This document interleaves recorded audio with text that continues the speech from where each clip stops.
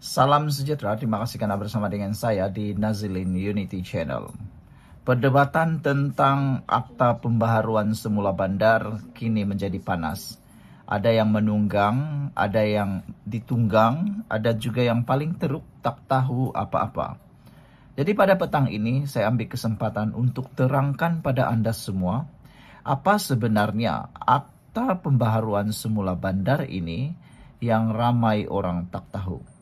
Ada orang yang sekadar dengar, ada orang yang sekadar lihat, tapi tak pernah baca, tak pernah tahu sepenuhnya.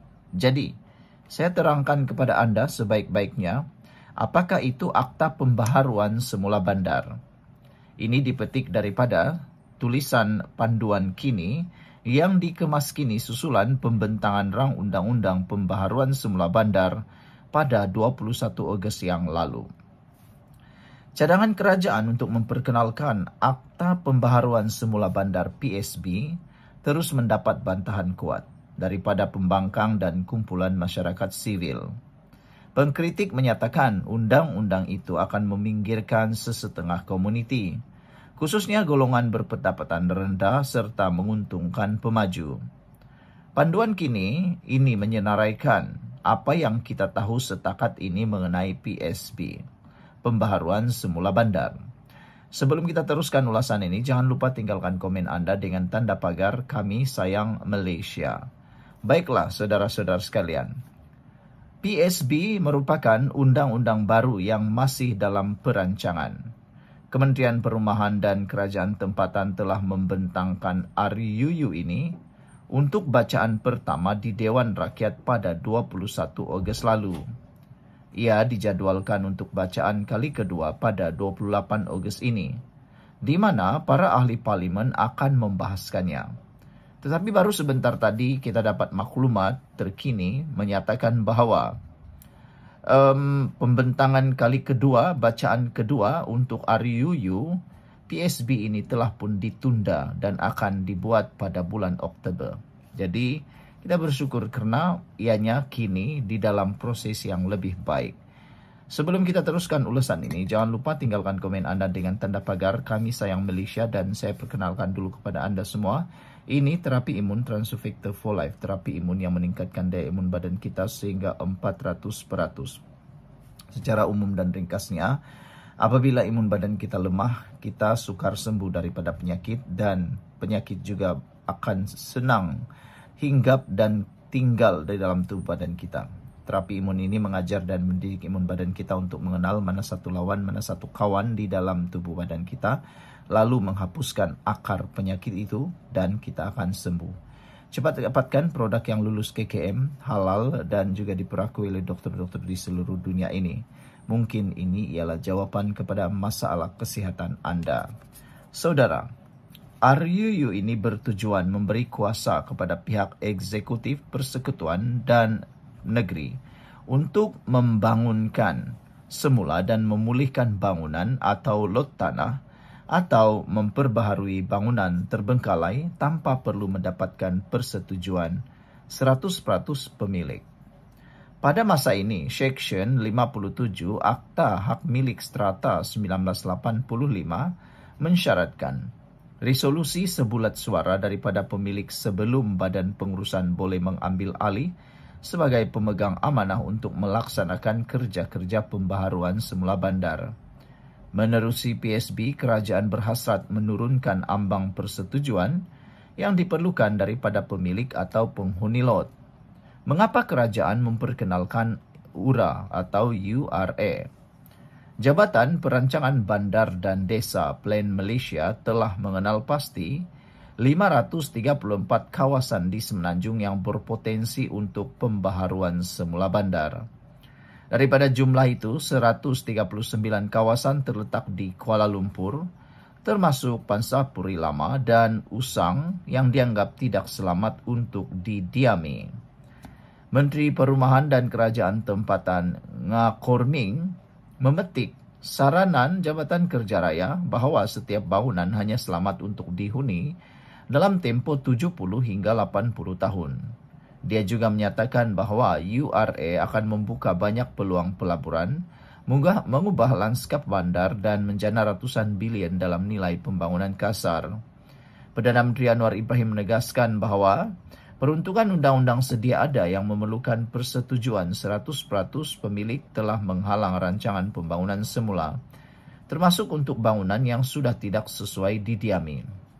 Sebagai contoh, Anwar menyebut apartmen desa Kuda Lari di Kuala Lumpur, di mana rancangan pembangunan tidak dapat dilaksanakan hanya kerana seorang pemilik menolak cadangan tersebut.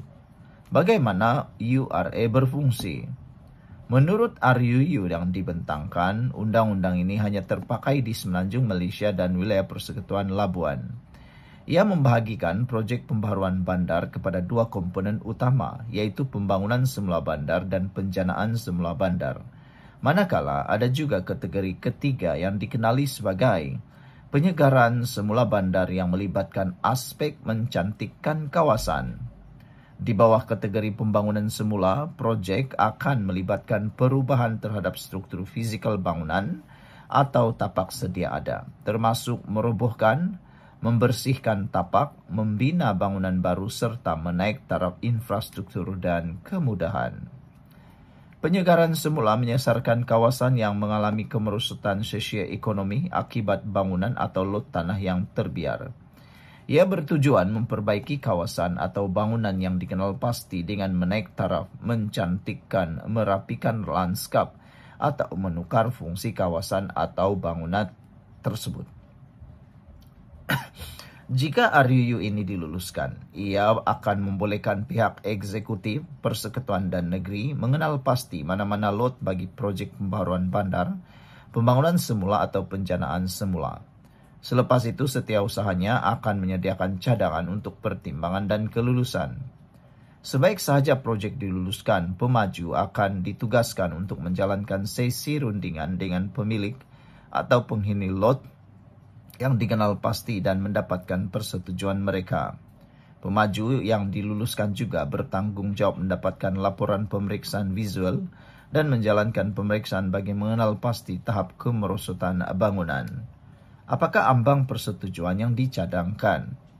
Bagi bangunan yang masih dianggap selamat untuk didiami, RUU PSB mencadangkan ambang kelulusan ditetapkan pada 80% untuk premis berusia bawah 30 tahun, manakala premis yang lebih lama hanya memerlukan persetujuan sekurang-kurangnya 75% pemilik.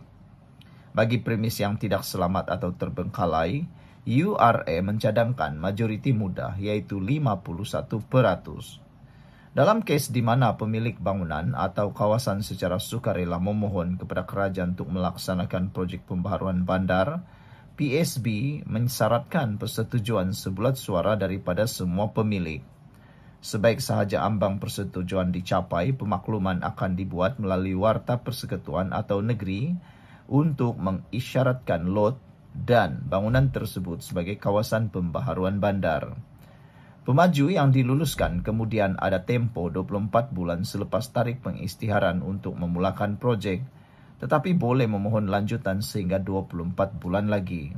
RUU ini menyatakan hanya projek pembangunan semula dan penjanaan semula bandar yang memerlukan ambang persetujuan dan penglibatan pemaju. Penyegaran semula pula hanya melibatkan pihak berkuasa tempatan kawasan tersebut yang diberi kuasa untuk mengeluarkan notis kepada mana-mana pemilik atau penghuni yang dianggap wajar sebelum melaksanakan projek penyegaran semula. Apa pula yang pemilik akan dapat daripada URA ini? Kerajaan menjanjikan pemilik akan mendapat manfaat daripada projek pembangunan bandar termasuk peningkatan nilai hartanah mereka. Menurut RUU PSB, pihak berkuasa yang bertanggungjawab ke atas projek pembaharuan bandar perlu memastikan pemilik atau penghuni yang bersetuju dengan projek tersebut menerima tawaran yang tidak kurang berbanding apa yang mereka miliki sebelum projek dijalankan. Anwar berkata salah satu syarat di bawah PSB ialah pemilik tidak boleh menerima unit yang kurang daripada apa yang mereka miliki sekarang dalam apa jua bentuk. Ia tidak boleh lebih murah daripada unit lama. Ia tidak boleh lebih kecil. Ini adalah prinsip yang kita gunakan dan akan laksanakan. Jika sekarang rumah mereka ada 1 bilik, mereka akan dapat unit baru dengan sekurang-kurangnya 3 bilik. Itu syaratnya, katanya semasa sesi waktu pertanyaan Perdana Menteri di Parlimen. Menurutnya, plan Malaysia, pemilik dan penghuni akan ditempatkan penempatan yang selesa sementara menunggu projek siap. RUU ini tidak menyatakan jika terdapat sebarang insentif kewangan untuk pemilik atau penghuni yang bersetuju dengan projek tersebut. Bagaimanapun, yang menetapkan pihak eksekutif negeri boleh mencadangkan kepada pemerintah atau yang di-Pertuan Negeri agar insentif diberikan kepada pemilik atau penghuni.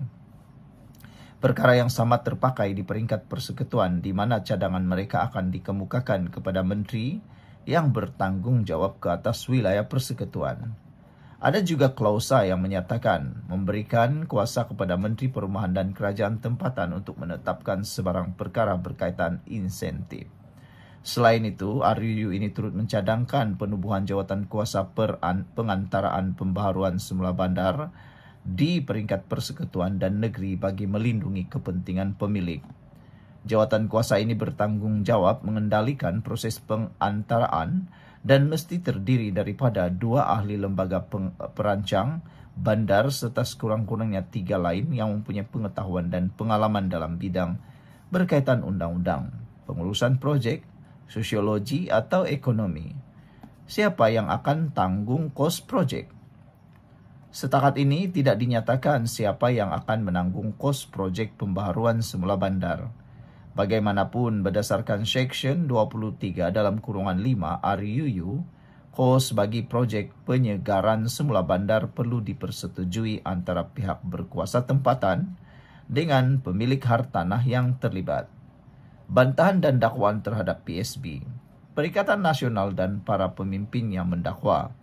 Undang-undang ini akan mengganggu keseimbangan kaum di kawasan bandar, sekaligus menjadikan orang Melayu semakin terpinggir.